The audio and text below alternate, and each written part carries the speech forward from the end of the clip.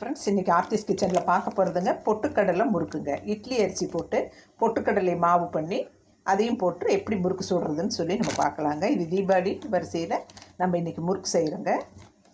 பாருங்கள், 5020 அரிசி 5020 அரிசி 3 டம்ளருங்க. இப்படி கலந்து பண்ணோம்னா ரொம்ப சூப்பராக இருக்குங்க.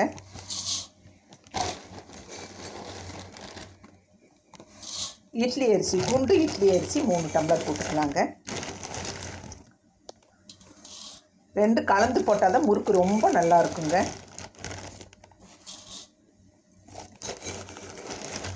நம்ம மொத்தம் இப்போ 6 டம்ளர் போட்டிருக்கோங்க. இதை நல்லா கழுவிட்டு நம்ம ஊற வைக்கலாங்க. இப்போ நான் நல்லா கழுவிட்டு ஊற வச்சுட்டேங்க. இதில் அவங்கவுங்களுக்கு தகுந்த மாதிரி காரத்துக்கு வரமிளகா போட்டுக்கோங்க. நான் ஒரு 10 மிளகா போடுறேங்க. காரம் கம்மியாக தாங்க வேணும் குழந்தைங்க சாப்பிட்றது. இது நல்லா ஊறட்டுங்க. 3 மணி நேரம் ஊறின பிறகு நம்ம கிரைண்டரில் போட்டு ஆட்டிக்கலாங்க. போட்ட அரிசி நைஸாக ஆடிட்டுருக்குங்க. இதில் நான் உப்பு போடலைங்க.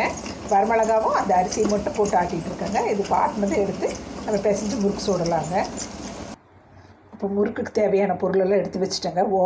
ஓமத்தை தேய்ச்சி எடுத்து வச்சுட்டேங்க. கழுவி சுத்தம் பண்ணிவிட்டு காய வச்சு எடுத்து வச்சுட்டேன். வெள்ளை எல்லாம் அதே மாதிரிங்க. வெண்ணெய் எடுத்து வச்சுருக்கேன்.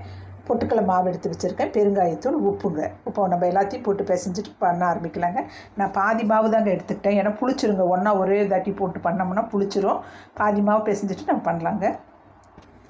பெருங்காயத்தூள் போட்டுக்கலாங்க. தேவையான அளவு பெருங்காயத்தூள் போட்டுக்கலாங்க. அவங்கவுங்களுக்கு எவ்வளோ தேவையோ அவ்வளோ போட்டுக்கோங்க. அப்படியே 2 ஸ்பூன் வெண்ணெய் போட்டுக்கலாங்க. பெரிய ஸ்பூனில் போட்டுக்கலாங்க. இப்போ நம்ம 2 ஸ்பூன் வெண்ணெய் போட்டுட்டோங்க. தேவையான அளவு உப்பு பார்த்து போட்டுக்கோங்க. தேவையான அளவு போட்டுக்கோங்க. வெள்ளை எள்ளு அதே மாதிரிங்க. டேஸ்ட்டு பிடிச்சவங்க வெள்ளை எள்ளு போட்டுக்கோங்க. அதே மாதிரி ஓமங்க. நம்ம மிளகா போட்டு ஆட்டியே இருக்குங்க. இதை நல்லா பிசைஞ்சிட்டு முறுக்குழலில் போடலாங்க. நம்ம இப்போ 3 டம்ளர் அரிசி மாவு தான் எடுத்துருக்கோங்க. அதுக்கு 1 டம்ளர் பொட்டுக்கடலை மாவு போட்டுக்கலாங்க. இதையும் கலந்து நல்லா பிசைஞ்சிக்கலாங்க.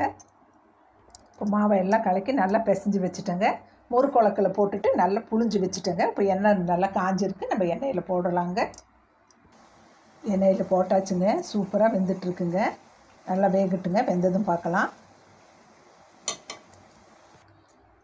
சூப்பராக முறுக்கு ரெடி ஆகிடுச்சுங்க. வெண்ணெய் போட்டிருக்கிறதுனால அவ்வளோ பொறுன்னு இருக்குங்க. ஒவ்வொரு முறுக்கும் சூடாக இருக்குங்க. உடைக்க முடியாது. நீங்களும் நான் சொன்ன அளவுகளோடு நீங்களும் பண்ணி பாருங்கள். என் சேனலை பிடிச்சிருந்தால் சப்ஸ்கிரைப் பண்ணுங்கள், லைக் பண்ணுங்கள், கமெண்ட் பண்ணுங்கள். நம்ம தீபாவளி ஸ்பெஷலாக முறுக்கு போட்டிருக்கோங்க. எல்லாத்துக்கும் ஹாப்பி தீபாவளிங்க. எனக்கு சப்ஸ்கிரைப் பண்ண எல்லாத்துக்குமே நான் நன்றியை தெரிவிச்சுக்கிறேங்க. நான் இதோட வீடியோ முடிச்சுக்கிறேங்க. ஃப்ரெண்ட்ஸ், இன்றைக்கி ஆர்த்திஸ் கிச்சனில் நம்ம பார்க்க போகிறதுங்க மினி பாதுஷா எப்படி செய்கிறதுன்னு பார்க்கலாங்க. பாதுஷா செய்கிறதுக்கு நம்ம 1 கப் மைதா மாவு எடுத்து வச்சுருக்கோம். 1 கப் சர்க்கரை எடுத்து வச்சுருக்கோம். Soda, baking soda 1/2 teaspoon, soda உப்பு 1/2 டீஸ்பூன், தயிர் ஒரு 3 ஸ்பூன் எடுத்து வச்சுருக்கேங்க. நெய் ஒரு 4 ஸ்பூன் எடுத்து வச்சுருக்கேன். லெமன், இந்த ஏலக்காய் தூள், உப்பு 1/4 டீஸ்பூனுங்க. இப்போ நம்ம எப்படி செய்கிறதுன்னு பார்க்கலாங்க. ரொம்ப டேஸ்ட்டாக இருக்குங்க. இப்போ ஒரு பாத்திரத்தில் மைதா மாவு அப்படியே போட்டுக்கலாங்க. நல்லா ஜலிச்சு எடுத்து வச்ச மாவுங்க. அப்படியே நெய் ஒரு 3 ஸ்பூன் அப்படியே பெரிய ஸ்பூனில் போட்டுக்கலாங்க. அப்படியே தயிர் பெரிய ஸ்பூனில் 2 ஸ்பூன் எடுத்து வச்சுருக்கேங்க. அதை அப்படியே போட்டுக்கலாம். பேக்கிங் சோடா, பேக்கிங் உப்பு, சோடா உப்பு இருக்கு இல்லைங்களா, அதுங்க. இது அப்படியே போட்டுக்கலாங்க. இது தூள் உப்புங்க. தூள் உப்பு 1/4 டீஸ்பூன். இது எல்லாமே நல்லா கலக்கி கொடுத்து நல்லா பிசைஞ்சிக்கலாங்க. லைட்டாக தண்ணி தொளிச்சிட்டு நம்ம பிசைஞ்சு வச்சு 1/2 மணி நேரம் ஊற விட்டுறலாங்க. நான் பிசைஞ்சிட்டு காட்டுறேங்க. இப்போ எல்லாத்தையும் நல்லா கலக்கி கொடுத்துட்டேங்க. இதில் லைட்டாக தண்ணி ஒரு 4 ஸ்பூனுங்க விட்டு நல்லா பிசைஞ்சிக்கலாங்க. நம்ம இப்போ நல்லா பிசைஞ்சிட்டேங்க. இது நல்லா ஊறட்டுங்க ஒரு 1/2 மணி நேரம். துணி போட்டு இப்படி கோத்தி வச்சிடலாங்க. 1/2 மணி நேரம் கழித்து நம்ம செய்ய ஆரம்பிக்கலாங்க. மாவு நல்லா ஊறிடுச்சுங்க. இதை எடுத்து நம்ம சின்ன சின்ன பாலாக நல்லா பிசைஞ்சிட்டு சின்ன சின்ன பாலாக பண்ணி வச்சுக்கலாங்க. இப்போ ஒரு ஃபேன் வச்சுருக்கேங்க. அதில் நம்ம இந்த சர்க்கரை 1 கப்பு போட்டுக்கலாங்க. பாதுஷாக்கு 1 கப் சர்க்கரைக்கு 1/2 கப் தண்ணிங்க.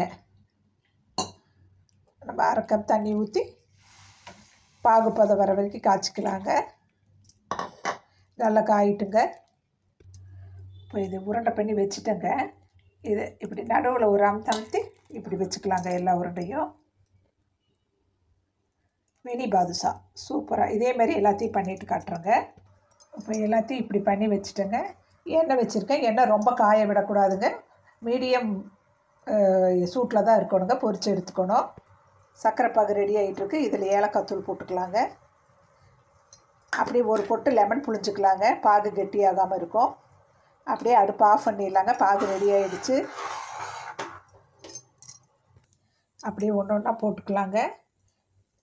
ஆனால் ரொம்ப உரைச்சிட்டாக்கா இது வேகாதுங்க, உள்ளே வேகாது. கொஞ்சம் சிம்மில் வச்சு அப்படியே போட்டுக்க வேண்டியது தாங்க.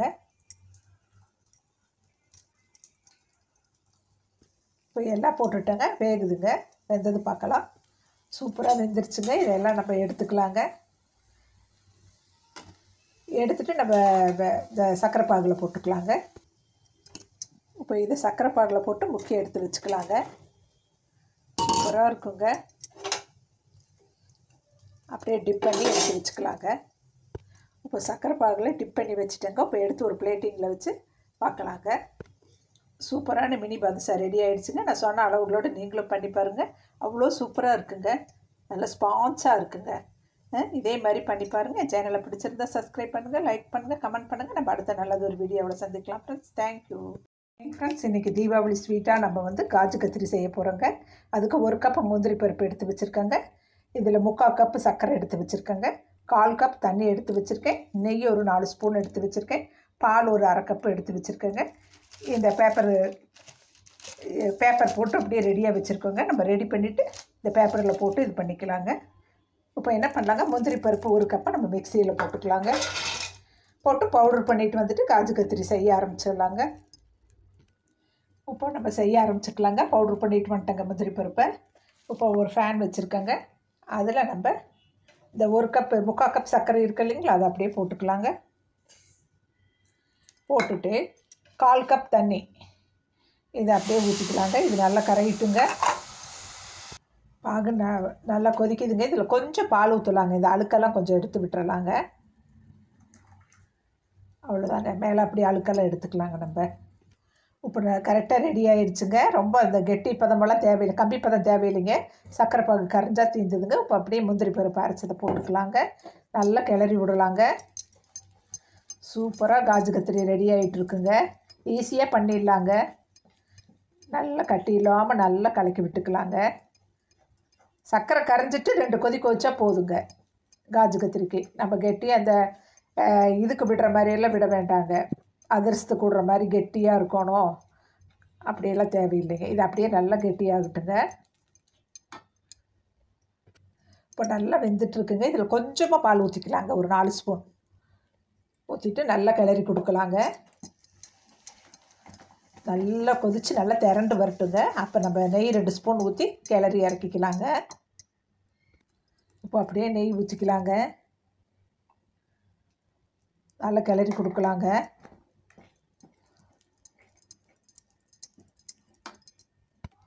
சூப்பராக ரெடி ஆகிடுச்சுங்க காஜு கத்திரி. இப்போ பட்டர் பேப்பரில் இதை எடுத்து கொட்டிக்கலாங்க. காஜு கத்திரி ரெடி ஆகிடுச்சுங்க. இப்படி பட்டர் பேப்பரெல்லாம் இப்படி பேக் பண்ணி வச்சிட்டோம்னா நம்மளுக்கு காயாமல் அப்படியே இருக்குங்க. இதோட நான் வீடியோ முடிச்சுக்கிறேன். இதே மாதிரி நீங்களும் பண்ணி பாருங்கள். என் சேனலை பிடிச்சிருந்தால் சப்ஸ்கிரைப் பண்ணுங்கள், லைக் பண்ணுங்கள், கமெண்ட் பண்ணுங்கள். அடுத்த நல்லது ஒரு வீடியோவில் சந்திக்கலாம் ஃப்ரெண்ட்ஸ். Thank you friends. இன்றைக்கி ஆர்த்திஸ் கிச்சனில் பார்க்க போகிறதுங்க அதிரசம். நம்ம இப்போ அதிரசம் செய்ய போகிறோம். அதுக்கு 1 கிலோ அரிசி எடுத்து நல்லா கழுவிட்டு நான் ஊற வச்சுருக்கேங்க. இதை தண்ணியை வடிச்சிட்டு நம்ம இப்போ உடறதுக்கு கரெக்டாக இருக்குங்க. மிக்சியில் போடுறதுனால போட்டுக்கலாங்க.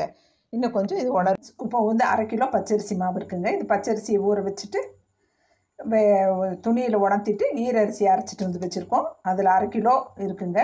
இப்போ வந்து இதுக்கு 1/2 கிலோ சர்க்கரை எடுத்து வச்சுருக்கேங்க. 1/2 கிலோக்கு 1/2 கிலோ போட்டோம்னா நல்லா டேஸ்ட்டாக இருக்குங்க. இது வந்து சர்க்கரை அதிரசங்க. இப்போ வந்து நான் ஒரு குக்கர் வச்சுருக்கேன். இந்த குக்கரில் இந்த சர்க்கரையை போட்டுக்கலாங்க. நம்ம டம்ளர் அளவில் 2 டம்ளர் வருங்க. கணக்கில் கிலோ கணக்கில் 1/2 கிலோ வருங்க. சரிங்களா? இப்போ இதில் வந்து 1 டம்ளர் நம்ம தண்ணி ஊற்றிக்கலாங்க. இது அப்படியே பாகு மாதிரி காய்ச்சிக்கலாங்க. இப்போ பாகு பாருங்கள் நல்லா கொதிச்சிட்டு இருக்குது.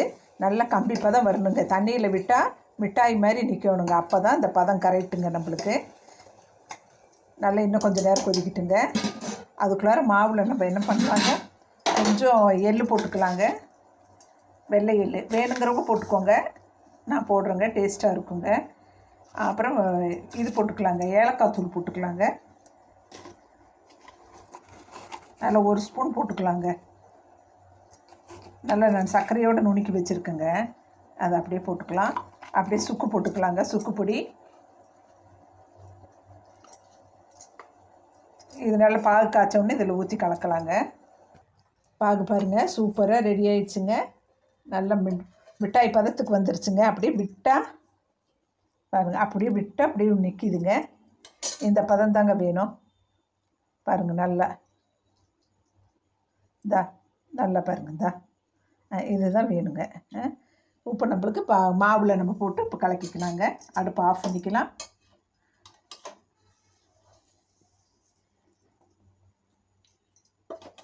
அப்படியே மாவு ஊற்றி கொஞ்சம் கொஞ்சமாக கிளறிக்க வேண்டியதாங்க.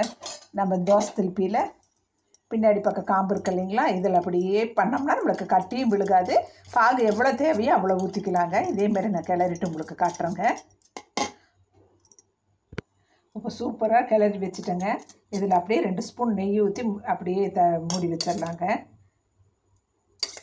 எல்லா பக்கம் தேய்ச்சி விட்டு அப்படியே மூடி வச்சிடலாங்க. ஆறுன பிறகு தாங்க துணி கட்டணும். இப்போ கட்டக்கூடாதுங்க.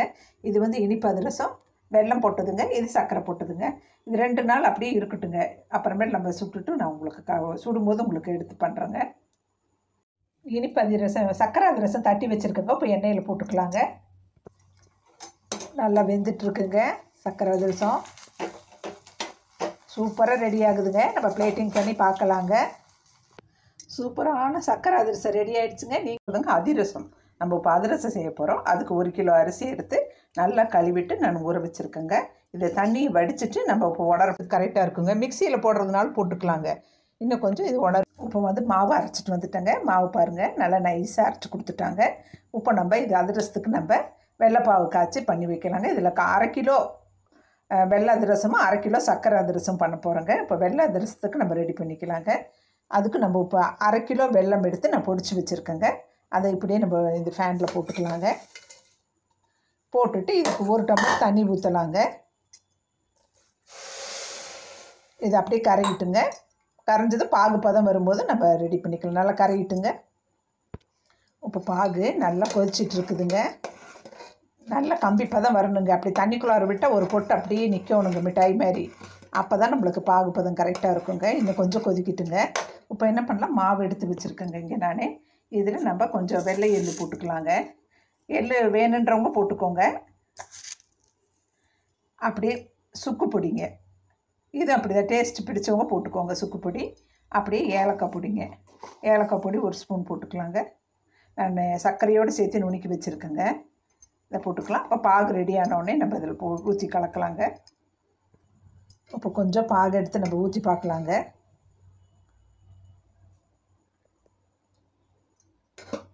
இன்னும் ரெடி ஆகலைங்க. இன்னும் கொஞ்சம் நல்லா கொதிக்கணுங்க. நல்லா கொதிக்கிட்டோம். இப்போ பாருங்கள், அப்படியே பாகில் ஊற்றினோடனே மிட்டாய் மாதிரி இப்படி ரெடி ஆகிடுச்சு இல்லைங்களா. இந்த பதம் தான் வேணுங்க நம்மளுக்கு. பாருங்கள் மிட்டாய் மாதிரி நிற்கிது இல்லைங்களா. இந்த பதத்தில் நம்ம ரெடி பண்ணிக்கலாங்க அதிரசம். இப்போ பாகு எடுத்து ஊற்றி மாவு கிளறிக்கலாங்க. நம்ம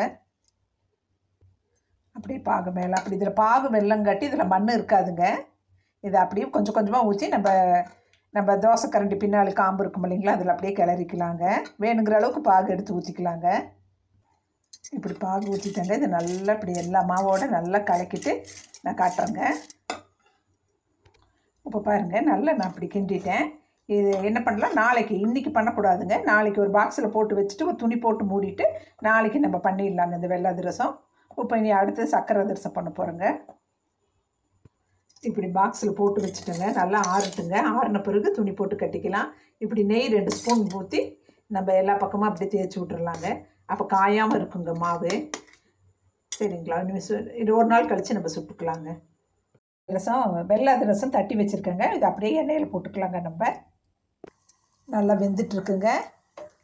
நல்லா பார்த்து நிதானமாக அனலுக்கு வந்து கொஞ்சம் கம்மியாக வச்சுட்டு பண்ணணுங்க. சூப்பரான வெள்ளை அதிரசம் ரெடியாக இருக்குங்க. இது நல்லா வேகட்டுங்க. பிளேட்டிங் பண்ணலாங்க.